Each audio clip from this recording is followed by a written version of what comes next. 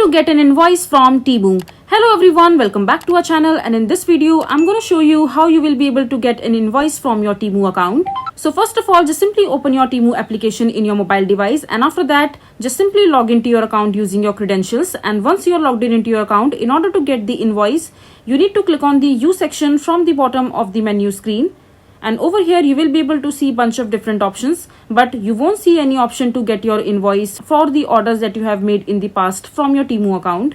So in that case, you need to reach out to the customer support of the Temu account. So just simply click on this headphones section from the right hand side of the screen, and you will get to the Temu support system right there. And after that, just choose one of the article for the help if you find anything useful there.